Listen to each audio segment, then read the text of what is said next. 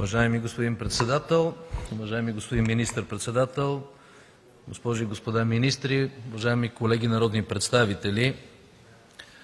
Свидетели сме вече на трети отчет на правителството на господин Орешарски.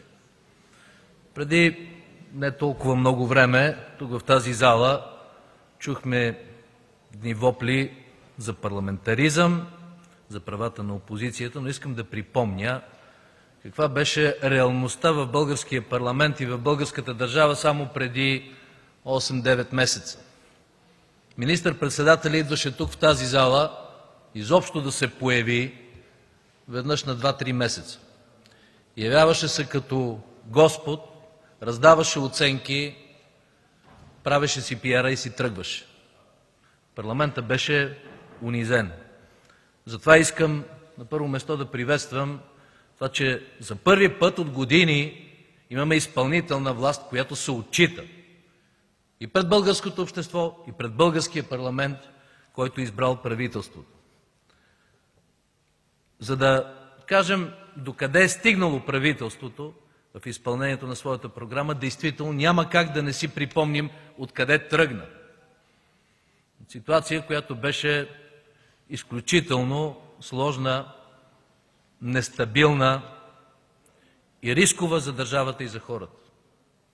Нека да си припомним и тоталния страх, който цареше в България, да си припомним и неработещата икономика, и 400 хиляди нови безработни, които бяха създадени от ГЕРБ, разрушавайки бизнеса, особено малкия и среден, да си припомним рекета върху бизнеса с цел корупция и ограбване и концентриране на обществения ресурс в шепа хора, да си припомним ограбването на фискалния резерв и влошаването на макроикономическата ситуация в страната и много други неща, за които ние знаем, но за съжаление понякога много лесно и бързо се забравят.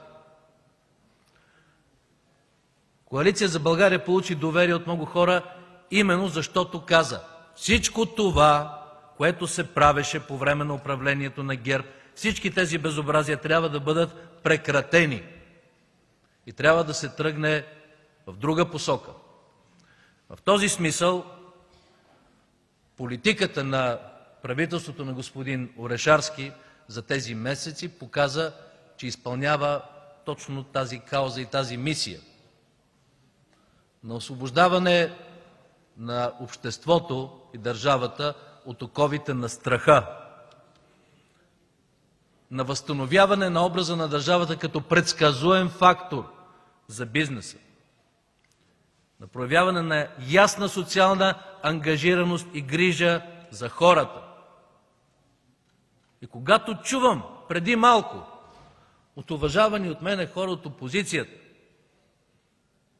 приказки за това колко тежко живеят хората, искам да ги попитам: къде бяхте 4 години като управляващи? Не виждахте ли мизерия?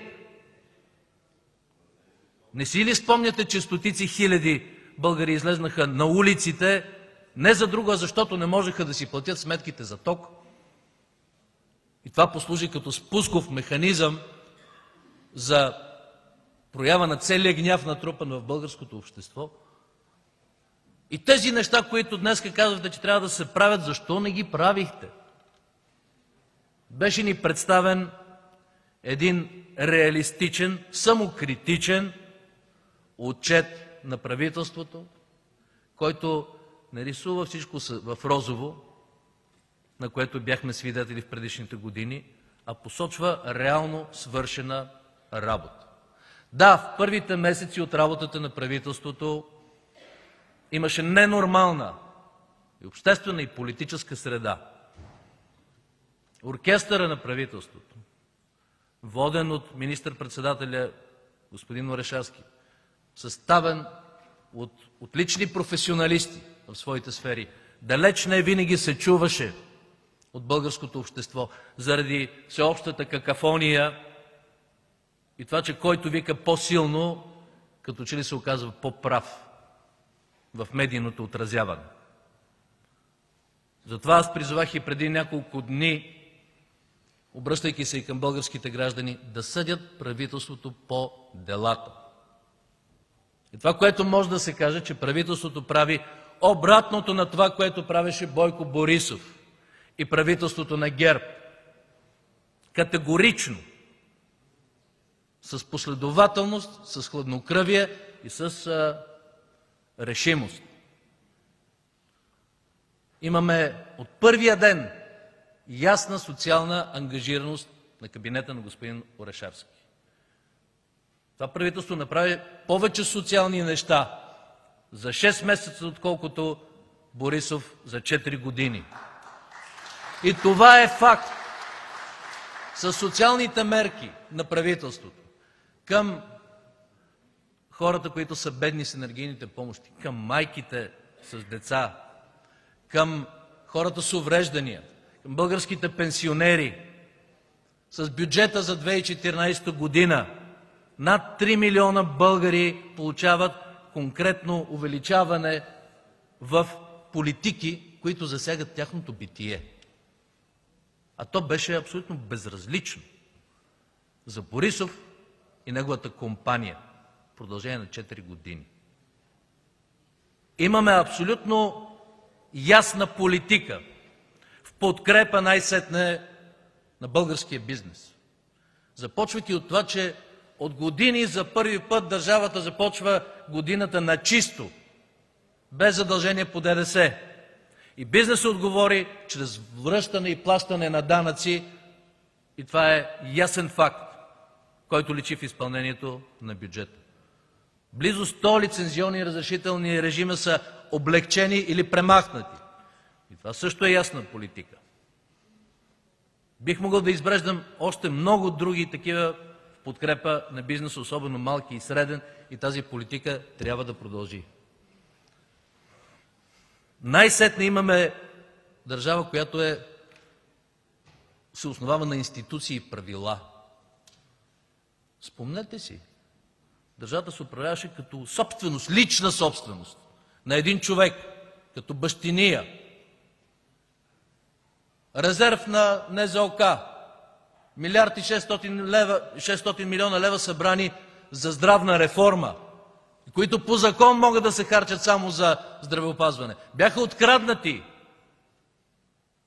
Няма закони, няма Конституционен съд, няма нищо. Държавата беше собственост, беше окупирана от групировката начело на ГЕРБ. Сега се следват правила. Законността започва да се връща, че правилата трябва да важат за всички. И това е изключително важно за възстановяване на държавата и институциите. Да, пътят не е лесен. Направени са първите стъпки, които са окуражаващи, защото фактите са еднозначни. Очакваме от тук нататък да се свърши още повече, с по-голяма динамика, с още по-ясна последователност в реализацията на правителствената програма. Но може да се направи от отчета ясен извод. Държавата, икономиката отлепват от дъното. Посоката на развитие е променена. И имаме всички основания, като Коалиция за